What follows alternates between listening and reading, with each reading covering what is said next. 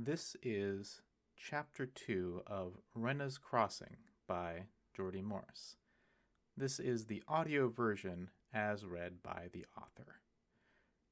Chapter 2 Renna's Room. After a few moments, a muffled, "Yeah," came through the door to them. Kyle reached for the doorknob. "Then can we, The rest of his sentence was curtailed by Naren, who skittered forward and pushed the door open enough to slip through and vanished inside. After a flurry of fumbling noises within the room, Renna's voice returned. "God's sake, Naren, chill for a bit. You can come in." Kyle pushed the door open the rest of the way, and then stood aside in a gesture to admit Job in first. They felt apprehensive about entering a private room, even when previously invited. Job had always been quite sensitive to matters of propriety and proper decorum. But Job also saw that the unwritten rules of this house were quite different from what they were used to, and figured it would be best to just follow along. So they stepped inside, over the threshold and right into a pile of clothes that was waterfalling off the bed in front of them. A narrow room formed an L shape with large windows looking out onto different areas of the yard.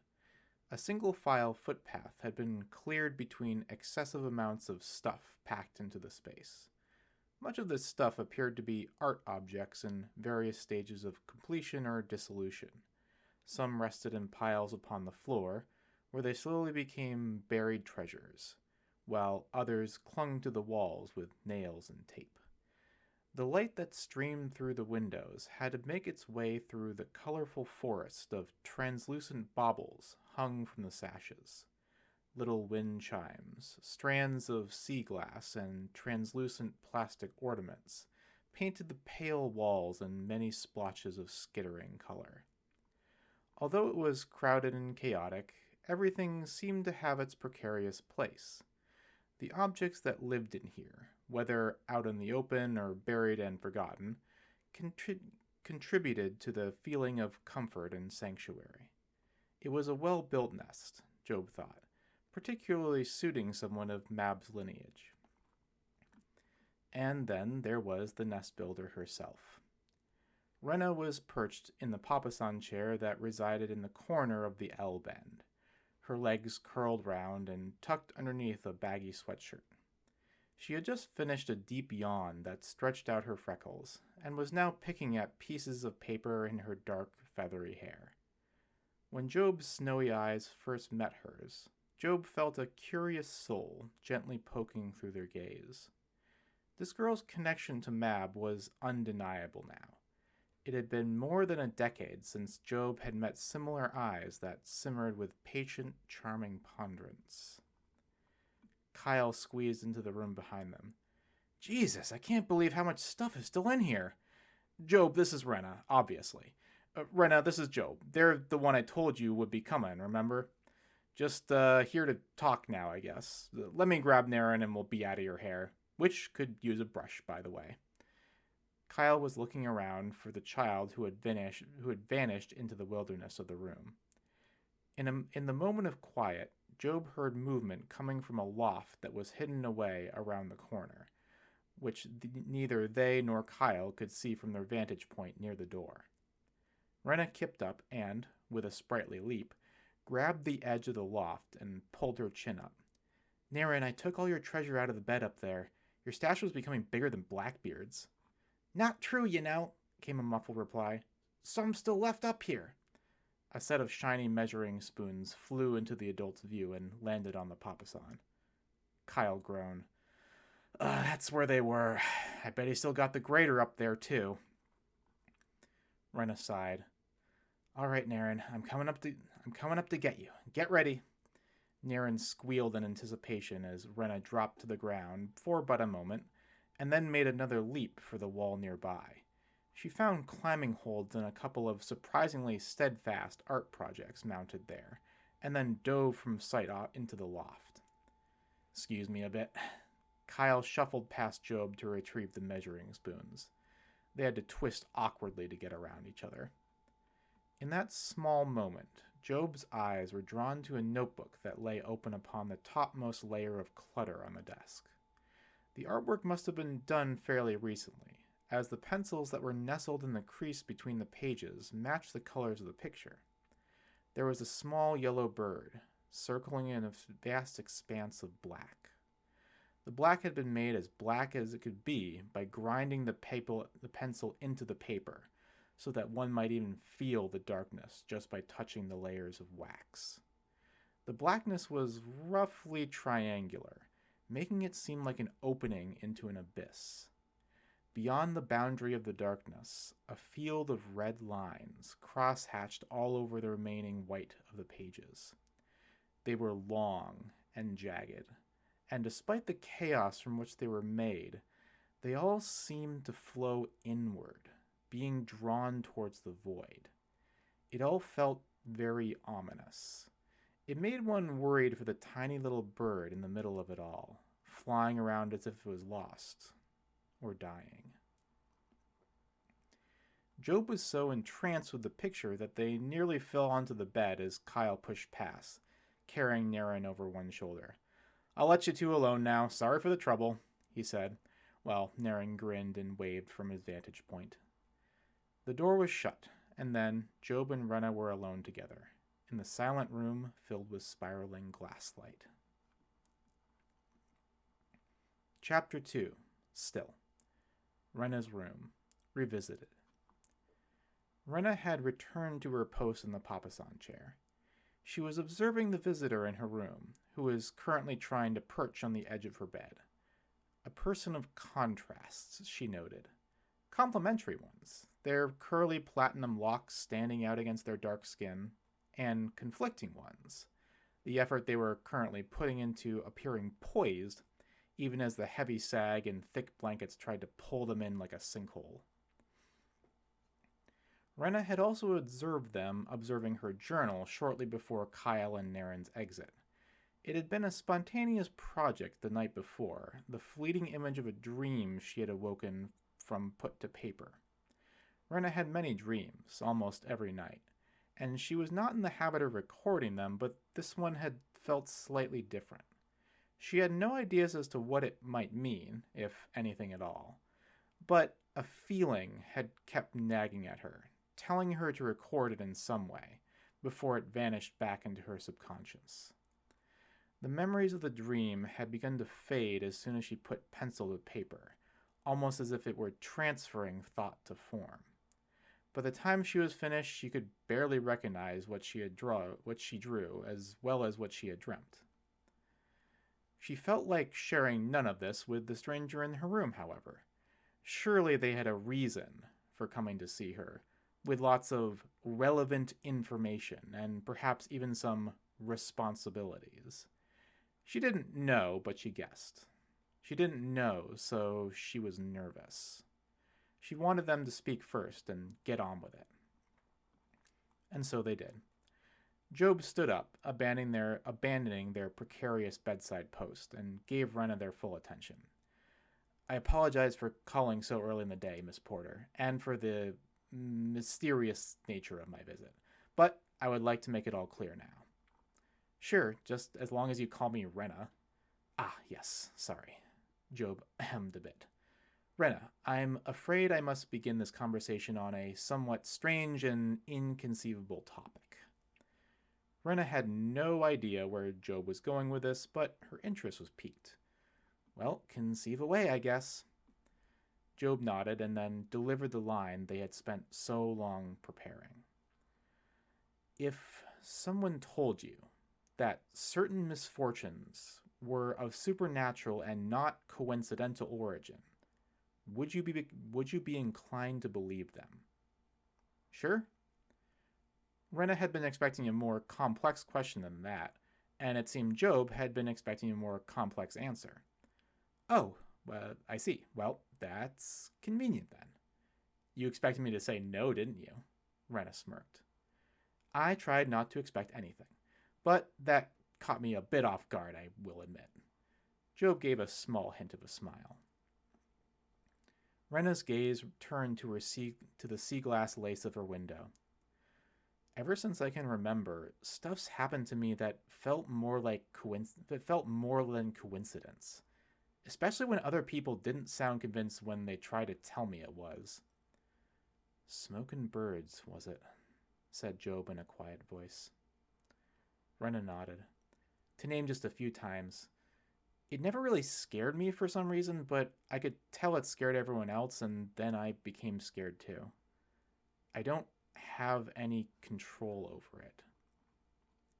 That is no fault of yours, I can assure you. Renna met Job's snowy eyes, seeing for the first time a caring if cautious soul within them. To go back to the misfortunes I spoke of, yours are not products of unhappy coincidence. You were born with unusual higher energies which remain within you to this day, and give rise to those strange phenomena when said energies occasionally spiral out of control. It sounds like you're saying I'm some sort of supernatural being or an extraterrestrial, or what about a cryptid? Nothing of that sort unless you have more secrets that I don't know about. Yeah, so about that. Renna folded her arms and increased the intensity of her stare. Who told you about all this? Why do you supposedly know so much about my supernatural freakishness?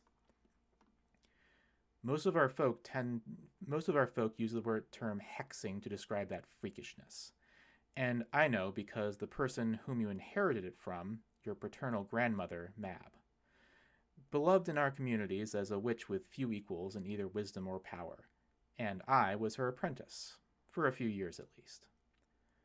Whoa, wait, what? That's a lot to take in all at once. Job nodded. So it is. Like I said, I wish I could make it all clear as much as I can. So my grandma was like a witch, as you call it, and you were her apprentice, meaning you're also a witch, and there's like a whole bunch of you in a community. Renna poked at her fingers as she spoke, visualizing the list of incredible things that had just been revealed.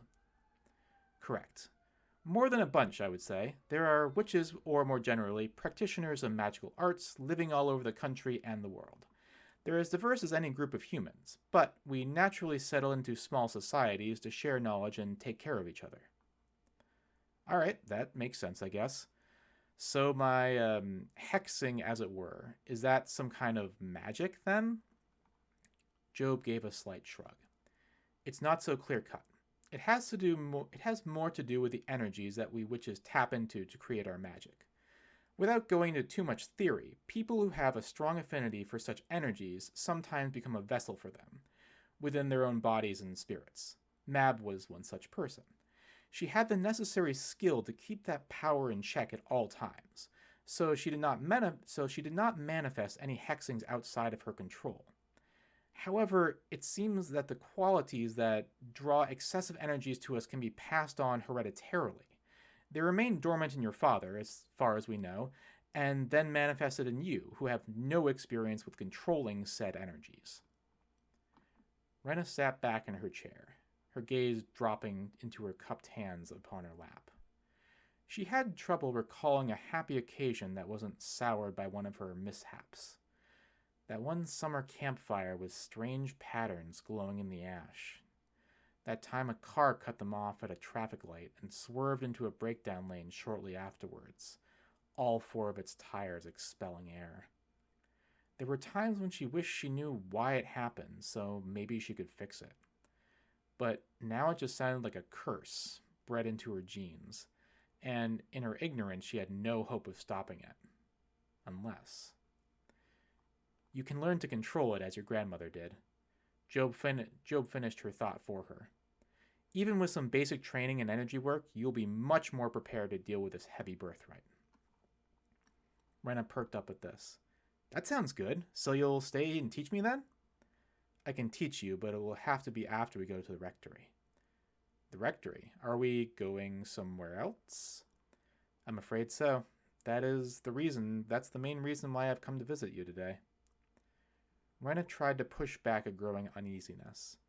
There's even more? I feel like I've had enough big revelations for one day.